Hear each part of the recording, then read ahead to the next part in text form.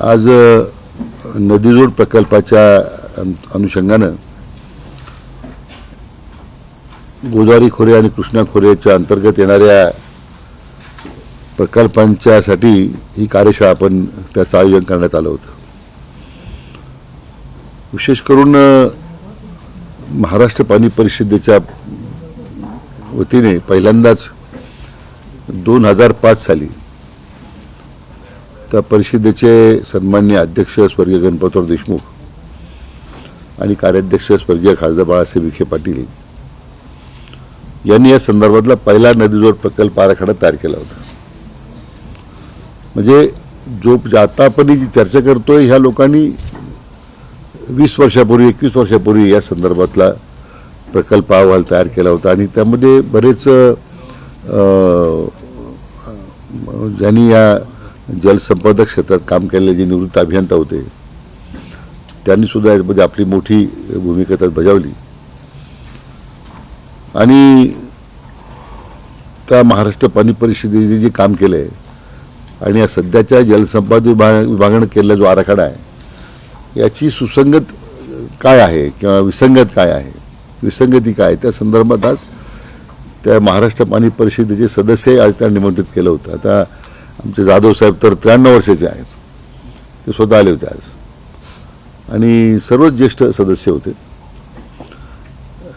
महाराष्ट्र पाणी परिषदेने आपलं सादरीकरण केलं आहे, जलसंपदा खात्याने आपलं सादरीकरण केलं आहे. आता त्याच्यामध्ये आता या सगळ्या प्रक्रियेतून पुढं कसं जायचं याच्यासाठी कृती आराखडा तयार करायचा आहे. म्हणून अशा प्रकारची पहिलीच कार्यशाळा मला वाटतं महामंडळाच्या पुढाकारानं किंवा जलसंपदा खात्याच्या पुढाकारानं होते.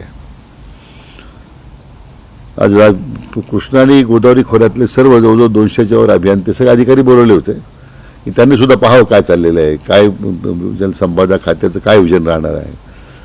कारण बऱ्याच वेळा क्षेत्रीय स्तरावर काम करणाऱ्या अधिकाऱ्यांना हे लक्षात येत नाही आणि ते सुद्धा बऱ्याच वेळा अपुऱ्या माहितीच्या आधारात लोकांना विसंगत माहिती देत राहतात. आणि म्हणून आज दोन्ही गोष्टी आहेत, जलसंपदा खात्याने केलेला प्रकल्प आढावाचा प्रकल्प अहवाल आणि महाराष्ट्र पाणी परिषदेने केलेला प्रकल्प अहवाल या संदर्भात विस्ताराने चर्चा झाली. खरं म्हणजे मी या निमित्तानं आपले आदरणीय प्रधानमंत्र्यांचे मनापासून त्यांना धन्यवाद देईल की या नदीजोड प्रकल्पासाठी त्यांनी आता अतिशय उच्चतम प्राधान्य दिलेलं आहे. गेल्याच महिन्यामध्ये मध्य प्रदेशमध्ये केलेल्या पहिल्या प्रकल्पाचा शुभारंभ आणि आता महाराष्ट्रातील या सगळ्या नदीजोड प्रकल्पाला निधी उपलब्ध करून देण्यामध्ये अतिशय सकारात्मक भूमिका त्यांनी घेतलेली आहे. विशेष करून मागच्या 2.5 वर्षामध्ये आजचे मुख्यमंत्री आणि त्यावेळी तत्कालीन जलसंपदा मंत्री माननीय देवेंद्रजी यांनी ह्या प्रकल्पांना एवढी गती दिलेली आहे. मला वाटतं मागच्या 25 वर्षापूर्वी जे घडलं नाही 2.5 वर्षात त्यांनी या सगळ्या प्रकल्पांना अतिशय गती देण्याचा प्रयत्न केला आणि ते आता त्यांचं जे विजन आहे आणि ते पुढे घेऊन जाण्याचं दायित्व माझ्याकडे आलं आहे. मला विशेष करून यासाठी समाधान आहे, आनंद आहे की जे आमच्या वडिलांनी सुरू केलेला हा जो तयार केलेला आराखडा होता आणि ह्या दुष्काळी आणि अतिशय मोठ्या असणाऱ्या गोदावरी खोऱ्यामध्ये पाणी आलं पाहिजे त्यांची धडपड होती. त्यासाठी मला वाटतं परमेश्वराच्या मनात होतं आणि त्यामुळे हे मला जबाबदारी आली. मला अतिशय मनापासून त्यात समाधान आहे आणि एक मोठं आव्हान आहे सुद्धा. साधारण या आराखड्याच्या बाबतीमध्ये या आपल्या एकूण गोदावरीमध्ये 112 TMC पश्चिम वाहिनी पाणी जे आपण आणणार आहोत आणि कृष्ण्यामध्ये 17 TMC पाणी आपण कृष्णेमध्ये आणणार आहोत. कृष्णा खोऱ्यामध्ये असं 182 TMCचं पाण्याचं नियोजन आपण करतोय. विशेष करून 182 TMC 4 लाख हेक्टर क्षेत्र आपण त्यानिमित्तानं सिंचनाखाली आणण्याचं त्यामध्ये प्रस्तावित आहे आणि त्यामध्ये मराठवाडा आणि नाशिक जिल्ह्यातील 6 जिल्हे आहेत आणि कृष्णा खोऱ्यातील 3 जिल्हे आहेत. पण आणखीन त्याचा विस्तार होत जाईल. विशेष करून या कामाला त्यामुळं गती देण्याचा आपण गती द्यावी लागेल. मला वाटतं ते सगळं करताना मात्र ज्या जुन्या सिस्टीम आहेत, आता भंडारदरा जुनी सिस्टीम आहे, दारण्याची जुनी सिस्टीम आहे की ज्यावेळी पूर्वी ब्रिटिशांच्या काळामध्ये 100 किलोमीटर नदीचा प्रवाह येऊन मग कालवे काढलेले आहेत. नव्या पद्धतीमध्ये धरणांमध्ये झाले त्याच्यामध्ये धरणातूनच कालवे आहेत. त्यामुळे पाण्याचा जो त्या ठिकाणी होणारी तूट आहे किंवा त्यातून मोठ्या प्रमाणात उपसा होतोय, कारण आता दिवसेंदिवस गरज वाढलेली आहे, नागरीकरण वाढते, त्यामुळे शहरांना पाणी जास्त लागते. परंतु शहरांमध्ये कुठेही रिसायकलिंगची योजना नाही आहे.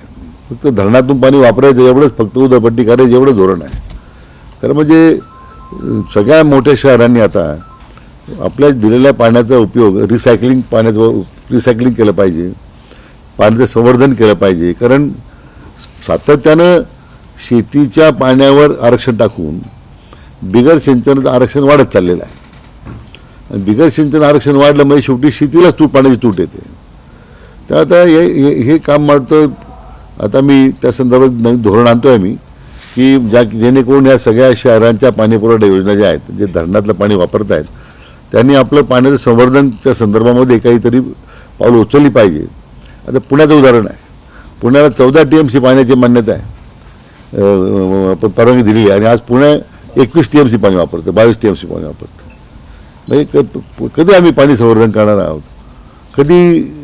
त्यांनी शेवटी याच्यामध्ये असे अनेक नाशिकची मी काल आढावा घेतला, नाशिक शहराचा काला सल्लागार समितीमध्ये. म्हणून आता नवीन पाणी उपलब्ध होईल, त्यावेळेनंतर मग अतिरिक्त पाणी आपल्याला शहरांना देता येईल, भाग वेगळा. पण आजही पाणी संवर्धनाचं काम सुद्धा करण्याची गरज आहे. कारण प्रत्येकाच्या अपेक्षा लाभ क्षेत्रामध्ये पाणी मिळण्याच्या आहे, आणि पाणीच्या संदर्भातलं एक संवर्धन करण्यासंदर्भातला प्रयत्न केला पाहिजे. विशेष करून पाण्याचं जे प्रदूषण आहे ते नद्यांमध्ये एवढं वाढत चाललेलं आहे. आता सगळ्या जसं उदाहरणार्थ जे नाशिक जिल्ह्यातल्या नद्या प्रवाहामधून पाणी काढत येतं. उजनीचं पाणी जे उजनीला पाणी शेवटी कालमध्ये जातं, पण उजनीचं पाणी एवढं घाण आहे, कारण सगळी वरच्या शहरातली घाण त्या उजनीच्या पाण्यावर जाते म्हणून, आणि शेवटी त्याच्यावर पाणी पुरवठा होईल ना सगळ्या. मला वाटतं 100% वॉटर प्युरिफिकेशनचं काम त्या शहरांनी केलं पाहिजे. कारण या निमित्तानं तो एक आमचा भाग आहे, त्याच्यामध्ये आम्ही काही पुढाकार घ्यायचं ठरवलं आहे. तसं मराठवाडा वॉटर ग्रीडचा एक अतिशय चांगला अभिनव उपक्रम हाती घेतलेला आहे, की ज्यामुळं सगळ्या जिल्ह्यांमध्ये पाण्याचा नाश होऊन कमी करून पिण्यासाठी किंवा त्याच भागातील जी काही वॉटर बॉडीज आहेत ते भरण्याची त्यामध्ये व्यवस्था आहे. त्याच पद्धतीने वरच्या टप्प्यातसुद्धा काही आपल्याला वॉटर ग्रीड करता येईल का, की ज्यामुळे आहेत का शेवटी पाण्याच्या सध्याच्या उपलब्धतेबद्दल जे ते वाटपाचे अधिकार ठरलेले आहेत, त्यामुळे कोणाची कमी करणं हा प्रश्नच नाही आहे. मग उपलब्ध पाण्यामध्ये तर संवर्धन करता येईल. आता जर आपण वॉटर ग्रीडमार्फत आता उदाहरणार्थ दारणेतून पाणी नाशिकला येतं, मध्ये येतं, मग शेवटी त्या नदीतून पुढं कालव्यात येतं, मग मालेगावला जातं, मनमाडला जातं. तेच आम्ही थेट पाईपलाईन करू शकलो आम्ही वॉटर ग्रीडसारखे पिण्यासाठी. जवळजवळ आम्ही ढोळमानाने आम्ही विचार केला की 40% मनी सेव्हिंग आहे. तेवढं अतिरिक्त पाणी आपल्याला सिंचनाकरता उपलब्ध करून देता येईल, असा एक प्रयत्न आम्ही आता आज पुढच्या नियामक मंडळात आम्ही एक त्यासाठी सर्वेक्षण करण्याची सूचना आम्ही केलेल्या आहेत. एखादी एजन्सी नेमून अशा पद्धतीने वॉटर ग्रीड्स त्या खोऱ्यांमध्ये जर तयार केले तर आपल्याला उपलब्ध पाण्याचा वापर सिंचनाकरता अधिक उपलब्ध होईल. कारण शेवटी शेतकरी हा आमच्या दृष्टीने प्रमुख घटक आहे, की यासाठी जे काही धडपड चालेल. याचा जवळजवळ 40,000 कोटी रुपये आपण गोदावरी खोऱ्यामध्ये नदीजोड प्रकल्पासाठी खर्च करणार आहोत, किंवा जवळजवळ 1 लाख कोटी आपण तुमच्या विदर्भ खोऱ्यामध्ये खर्च होणार आहेत. आज एवढी प्रचंड त्याच्यामधून क्षमता तयार होणार आहे. आता यामध्ये निधीच्याबद्दलचा प्रश्न आहे. आम्ही आता दरवर्षी आम्हाला जे बजेटमध्ये जे निधी मिळतो तर ते तुटपुंज आहे. मग ते निळवंडे डॅम तसं 7 कोटीला सुरू झाला आणि 35 वर्षानंतर तो 5-5.5 कोटीला संपला. अजूनही काम अपुरं आहे, PDNची कामं सुरू आहे. आता 2018 पासून तर PDNनीच पाणी द्यावं, पाईप डिस्ट्रीब्युशन नेटवर्कनी, असा धोरणात्मक निर्णय झाल्यामुळे बऱ्याच अंशी आता पाण्याची बचत होईल असं आता दिसतं प्रथमदर्शनी. परंतु लागणाऱ्या निधीची उपलब्धता आणि त्या निधीवर सध्याच्या निधीमधून होणारी त्या प्रकल्पाची पूर्तता इतकं विसंगत आहे. तर मी आता सगळ्या आमच्या अधिकाऱ्यांना सूचना दिल्या आहेत की प्रत्येक विभागानं आता आपण स्वतः एक ब्रेन स्टॉर्मिंग करा म्हटलं तुम्ही की तुमच्या विभागात जे प्रकल्प सुरू आहेत ते जर तुम्हाला 1 वर्षात पूर्ण करायचे असेल तर किती निधी लागेल, 2 वर्षात पूर्ण करायचे असेल किती निधी लागेल, किमान 5 वर्षामध्ये प्रकल्प कसा पूर्ण होईल की ज्याला 15-15 वर्षे लागतील. मग अतिरिक्त निधी कसा उपलब्ध करायचा. आम्ही असा विचार केला, म्हणजे इट इज थिंकिंग आहे, काय आमचा निर्णय काही घेता येईल नाही. जसं आपण आता CIDCO, MMRDA, Mumbai metro, Pune metro या सगळ्या कॉर्पोरेशनला निधी उभा करतो आपण ना, म्हणजे त्यामध्ये जॅकर्स फंडिंग आहे, वर्ल्ड बँक फंडिंग आहे, ADB आहे. तसं महाराष्ट्रातल्या ह्या सगळ्या महत्त्वाकांक्षी प्रकल्पाला पुढच्या 5 वर्षामध्ये आम्हाला सांगा 1 लाख कोटी रुपये लागलेत, 50,000 कोटी रुपये लागलेत. तर आमच्याकडे जे बजेट आहे सध्या आम्हाला मिळतं ते 20 वर्षाच्या करता लिव्हरेज केलं आपण तर तेवढे पैसे बँक द्यायला तयार होईल. किंवा आमचं ॲसेट बेस एवढा मोठा आहे आज जलसंपदाचा, धरणांचा जर विचार केला तो काही लाख कोटीत आहे. पण त्यामुळे काय होईल, कॉस्ट कटिंग होईल, कॉस्ट एस्कलेशन राहणार नाही आणि दिलेल्या वेळामध्येच ते प्रकल्प पूर्ण होतील किंवा निधी उपलब्ध होणार आहे. असे आम्ही थॉट प्रोसेस सुरू केलेली आहे. तर याच्यामध्ये अजून वित्त संस्थेवर चर्चा झालेली नाही आहे. ही फक्त आमच्या स्तरावर आम्ही आता हे संदर्भात विचार प्रक्रिया सुरू केलेली आहे की ज्यामुळं अनेक वर्ष रखडलेले जे प्रकल्प आहेत, वर्षानुवर्ष रखडलेले प्रकल्प आहेत ते आपल्याला लवकर पूर्ण करता येतील. कारण मला निळवंडाचा आमचा अनुभव एवढा वाईट आहे की त्याच्यामध्ये 35 वर्षे गेली, प्रोडक्टिव्हिटी संपली, लोकांची क्षमता संपली सगळ्या प्रक्रिया याच्यामध्ये. हा सुद्धा नदीजोड प्रकल्प एवढा महत्त्वाकांक्षी आहे सगळा. तो जर वेळेत पूर्ण करायचा असेल तर मला वाटतं याला निधी कमी पडणार नाही याची काळजी घ्यावी लागेल. आणि फक्त ती घोषणा ठरू नये, वास्तवामध्ये ते सगळं आपल्याला प्रकल्प आणता आला पाहिजे या दृष्टीने मी आता प्रयत्न करतो आहे. मी जलसंपदा खात्याला अशा सूचना केल्या की बहुतेक धरणांच्या भोवती बरेच अतिक्रमण तयार झाले आहेत, कोणी हॉटेल काढलेत, कोणी रिसॉर्ट काढलेत, कोणी बऱ्याच गोष्टी केलेल्या आहेत. तर तात्काळ सगळे अतिक्रमण काढण्याच्या सूचना दिलेल्या आहेत त्यांना. कारण धरणाचं पाणी स्वच्छ राहिलं पाहिजे आणि त्याच्यामध्ये अतिक्रमण बरेच झालेले आहेत. तिसरं आम्ही असं ठरवलं की जलसंपदा खाते स्वतंत्र एक पर्यटन धोरण आम्ही आणतो आहे, ज्या विभागाच्या सगळ्या धरणांभोवती जे आपलं पर्यटन विकास करता येईल, ज्यामुळे रेव्हेन्यू शेअरिंगवर काही करता येईल का असं एक थिंकिंग चाललेलं आहे. जस्ट मी तुमच्यासमोर मांडलं की अजून तसं काही धोरणात्मक त्या संदर्भात अजून निर्णय झालेला नाही, जस्ट थॉट प्रोसेस. मी त्या माध्यमातून काही आपल्या माध्यमातून काही सूचना आल्या लोकांच्या तर आम्ही त्याचं स्वागत करू. पण मुख्य आजचा जो कार्यशाळा होती ती नदीजोड प्रकल्पाची होती आणि त्यामध्ये आता विशेष करून माननीय प्रधानमंत्री मोदी असतील, माननीय मुख्यमंत्री मोदी असतील यांचा विशेष पुढाकार असल्यामुळे आमच्या दृष्टीने हा प्रकल्प लवकर कसं पूर्ण करता येतील यासाठी आम्ही प्रयत्न करणार आहोत. पुण्याच्या पाण्याबद्दल सांगितलं की पुण्याला 14 TMC पाणी मंजूर आहे आणि पुणे आता 22 TMC पाणी मंजूर आहे. गेल्या काही महिन्यापूर्वी पुण्याला महापालिकेनं राज्य सरकारला प्रस्ताव पाठवला की आम्हाला 21 TMC पाणी मंजूर करावं. तर त्याच्याबद्दल काय आपली भूमिका आहे? नाही, आता काय मला खरं म्हणजे त्या संदर्भात मी अजून माहिती घेतलेली नाही आहे, कारण आत्ताच मी चार्ज घेतलेला आहे. पण जे माझा जो एक इतक्या वर्षाचा अनुभव आहे त्या खात्यात त्या जलसंपदामध्ये विशेष पुरी पाटबंधारे खातो आणि त्यामध्ये आमच्या वडिलांची सारखे त्याच्यामध्ये या दुष्काळी भागाला पाणी मिळालं पाहिजे म्हणून आग्रह होता. त्यानिमित्ताने आमची भूमिका होती.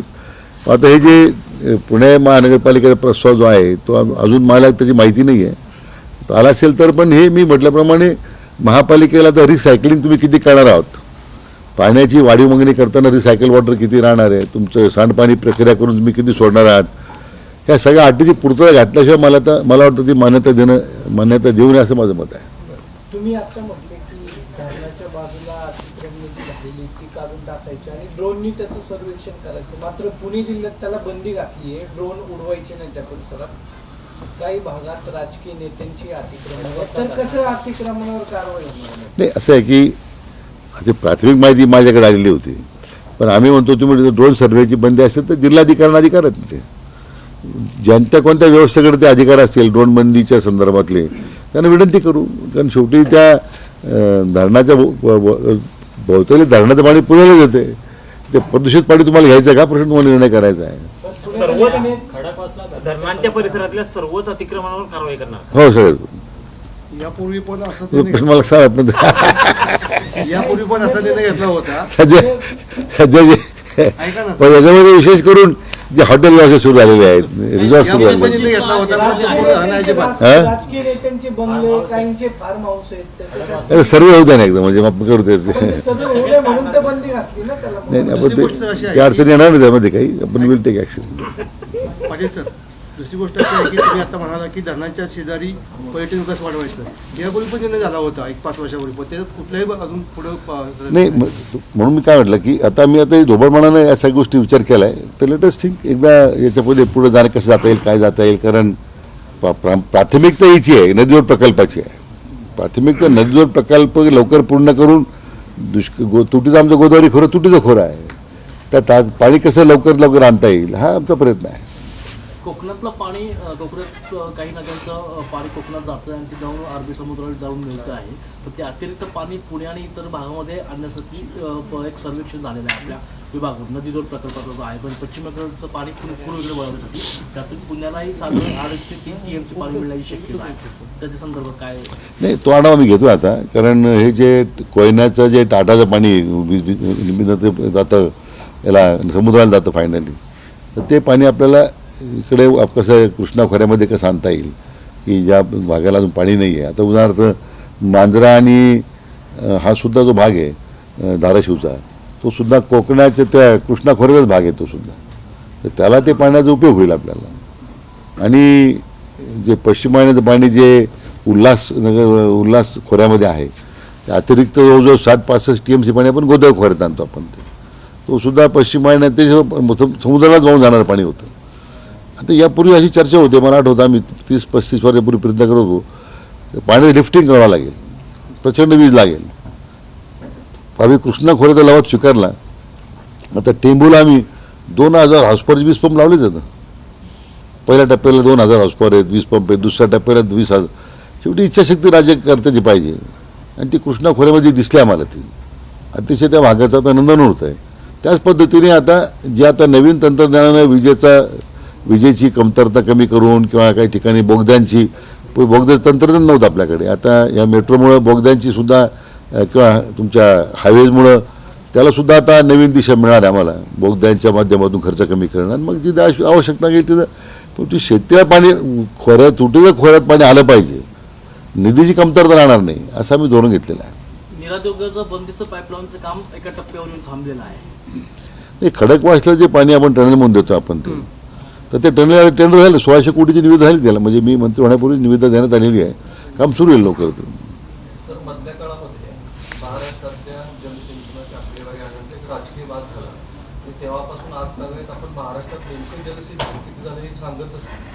एक मुद्दा, अजित पवार यांच्या काळामध्ये खरोखरच 70,000 कोटीचा घोटाळा झाला का? अजित पवार यांच्यापासून आता तुमच्यापर्यंत जेवढे जलसंपदा मंत्री झाले त्यांच्या काळामध्ये महाराष्ट्रात किती जलसिंचन झालं?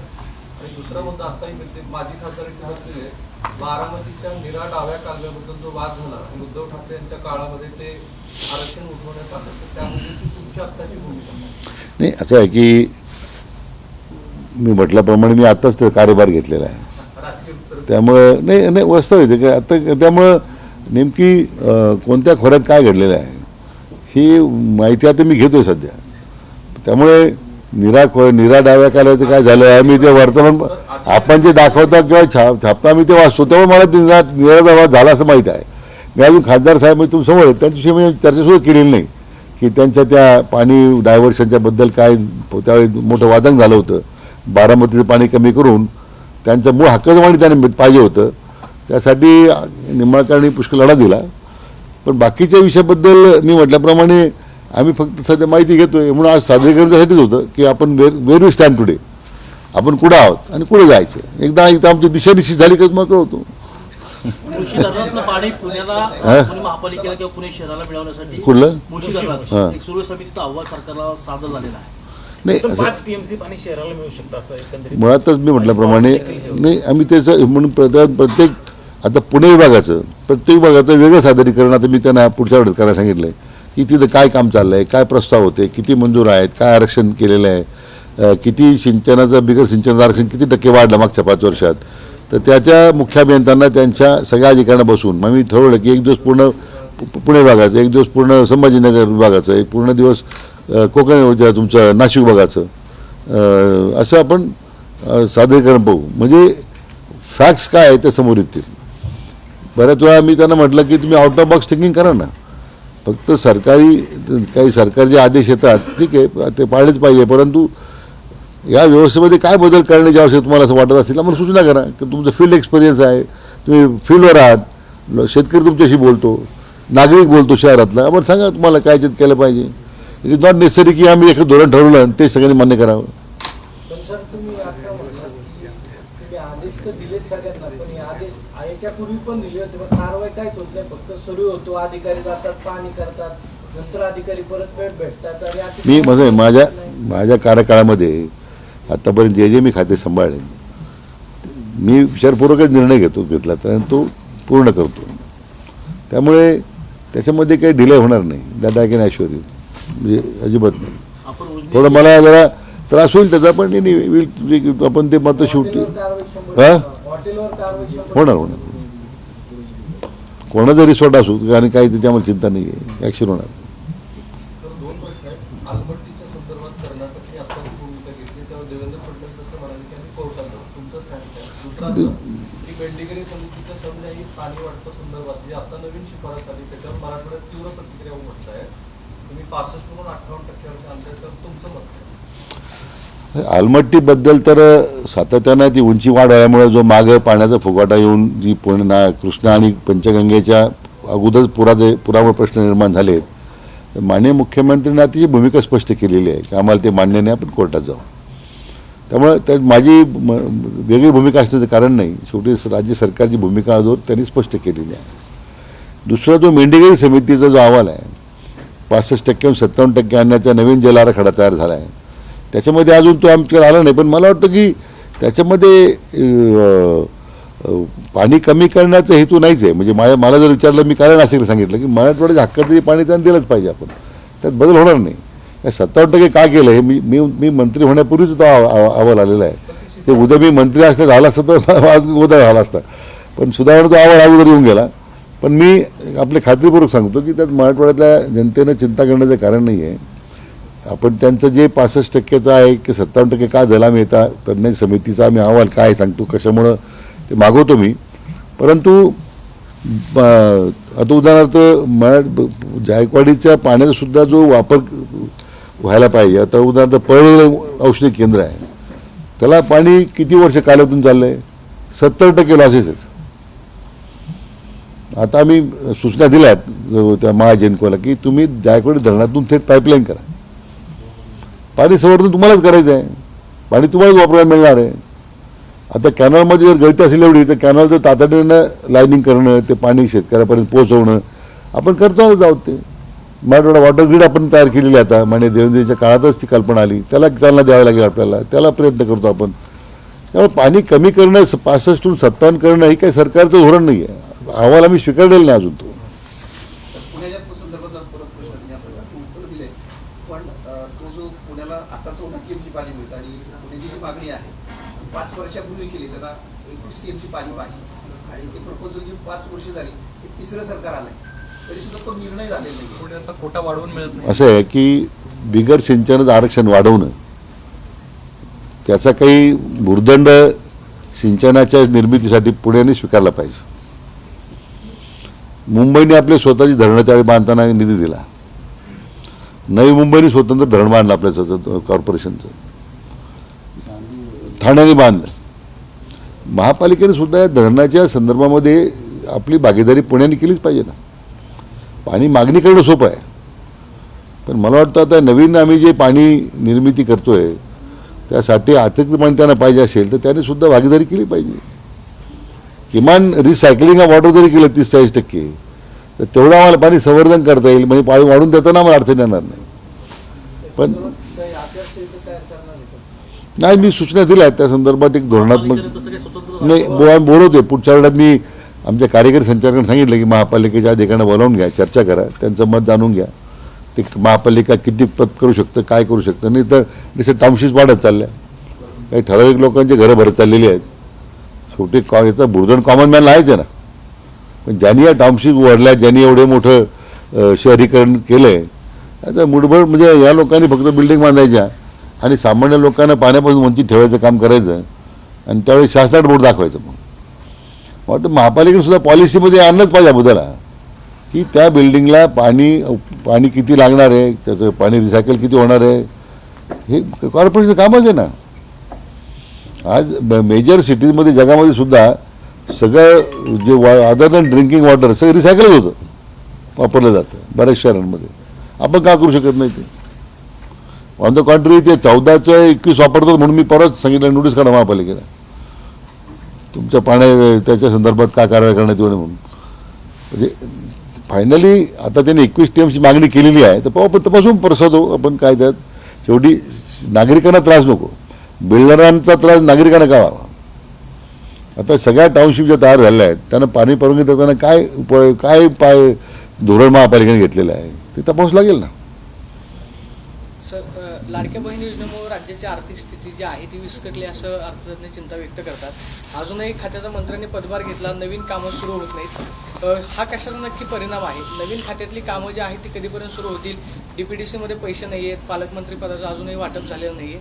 हा सगळा परिणाम कशाचा पाहायला मिळतो की महायुतीमध्येच काय अडचण? नाही काही पैसे चिंता नाही आहे.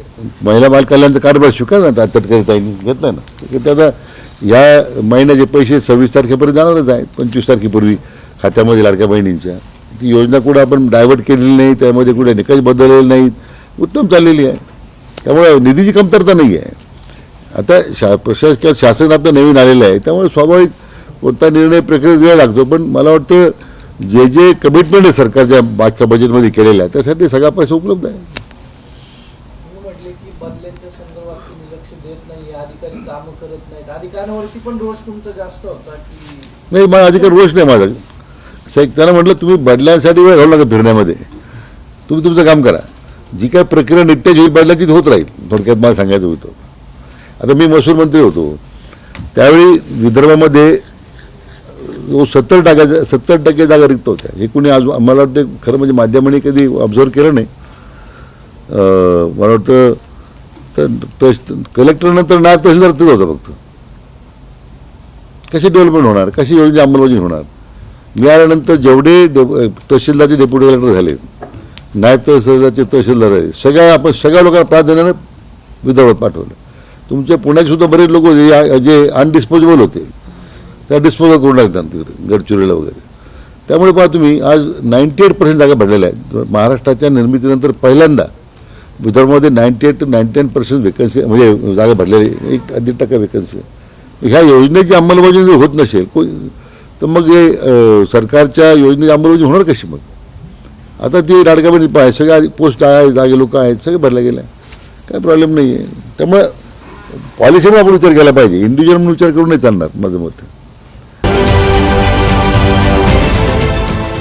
देश विदेशातील प्रत्येक घडामोडींचे लाईव्ह अपडेट मिळवण्यासाठी आता साम टीव्हीच्या सर्व सोशल मीडिया प्लॅटफॉर्मला लाईक, फॉलो आणि सबस्क्राईब करा. तसंच सर्व नोटिफिकेशनसाठी बेल आयकॉन प्रेस करायला विसरू नका.